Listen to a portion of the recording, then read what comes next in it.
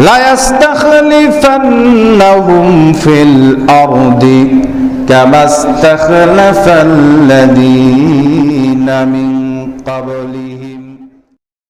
আসসালামু আলাইকুম ওয়া রাহমাতুল্লাহি ওয়া বারাকাতুহু। প্রিয় ভাই, আপনি জানতে চেয়েছেন কেউ যদি জুলুম করে তাহলে কি তার উপর বদ্দোয়া করা যাবে কিনা।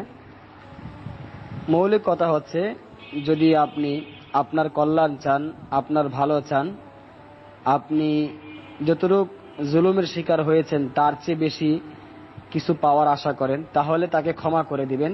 আল্লাহ বলেন, ওয়া ইন তা'ফু ওয়া তাসফাহু ওয়া তাগফিরু ফাইন্নাল্লাহা গফুরুর রহিম। যদি তোমরা ক্ষমা করে দাও, উপেক্ষা করো, তার বিষয়টা নিয়ে এত বাড়াবাড়ি না করে তাকে ক্ষমা করে দাও, তাহলে জেনে রাখো আল্লাহ রাব্বুল আলামিন আরো বেশি ক্ষমাশীল, তোমার গুনাহগুলো আল্লাহ ক্ষমা করে দিবে। তো কেউ যদি বদ্ধ করতেই চায়, তাহলে যতটুক সে জুলুমের শিকার হয়েছে ততটুক তার জন্য করা বৈধ, এর চেয়ে বেশি করা যাবে না।